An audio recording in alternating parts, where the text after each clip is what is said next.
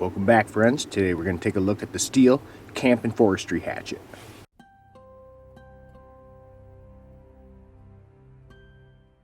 First we'll rip off the technical specs.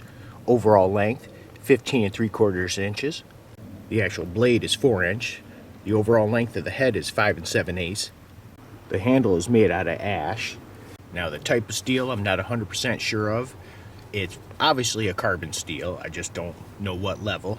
And the retail for this is approximately about $45. Now the weight on the axe is 1 pound 14 ounces. Now one thing is, it doesn't come with a sheath at all, just a little piece of rubber to protect you when you buy it.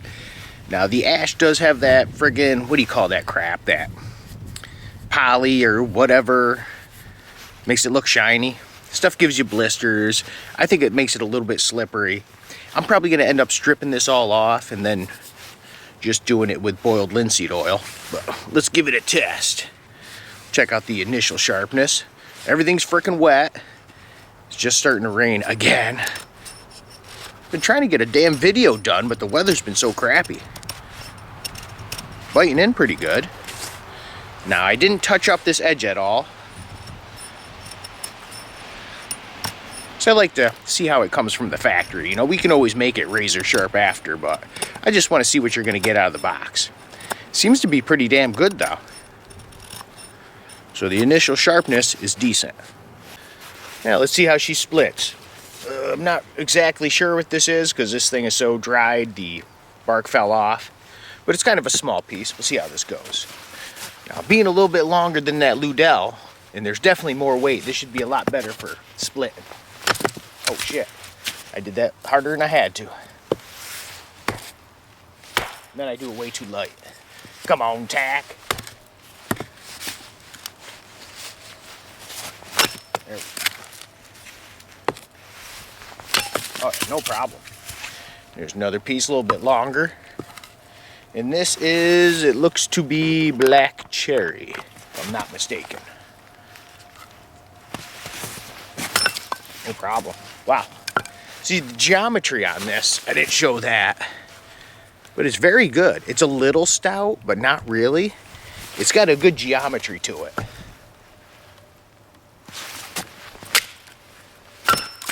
As a standard to the tack show, we always got to go above and beyond, way over the limits of a tool, because I'm an asshole. So here's a freaking big ass piece. This is something you'd use an axe for. Come on. Yeah, it's big. But hey, what the hell? Let's give it a try. Holy shit, it did it. Now, I don't know what kind of wood this is. Oh, man. Let me... it's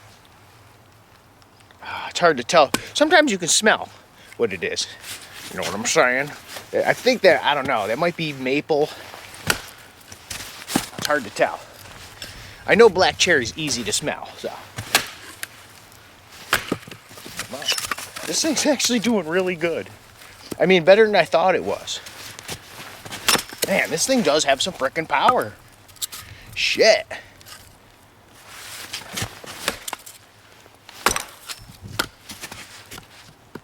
I mean, yeah. I'm pretty surprised. You know what time it is? Time for the 10 chop test. Down white pine, pretty dead. Not rotten, not yet, but it's dead. Let's see how she does.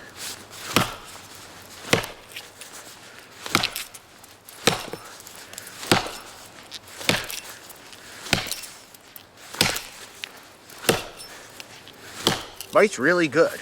Now the handle shape, pretty darn decent. I didn't really feel any slippage or nothing. Maybe, I don't know. Maybe it's that poly or the paint. Something feels a little weird. Like it was kind of almost like pulling on my skin or something. But it definitely bit really well. Close up of the destruction. Yeah, I mean, pretty clean cuts. So the design of the head is pretty darn good. Just for the hell of it, let's see how this goes going with the grain. I just want to see what the penetration is like. Wow. Man, I think I just got a piece of wood in my mouth. Damn. That's sinking good. Oh yeah, I mean, whoa, shit. Yeah, that definitely buries, doesn't it? Yeah, sound effects not included. As you see, I had to fall back to Tactical Castle. Raining too much all frickin' day. I had a tough time just getting that part of the video done. But anyways, so the overview of the little Stihl. What did I think? Man, this thing worked better than I thought it was gonna.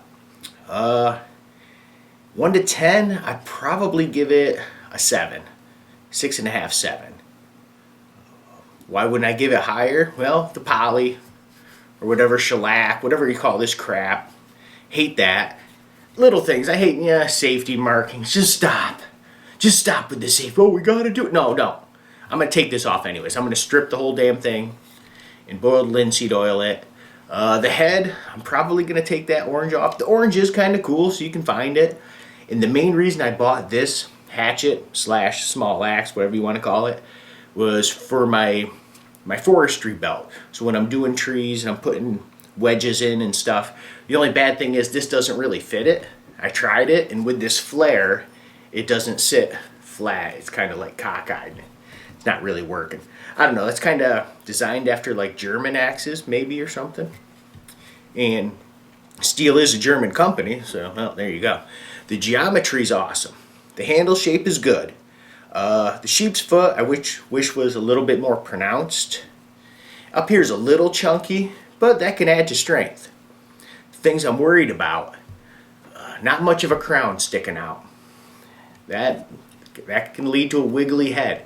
I like a little bit of crown sticking out. That way the wood really flares.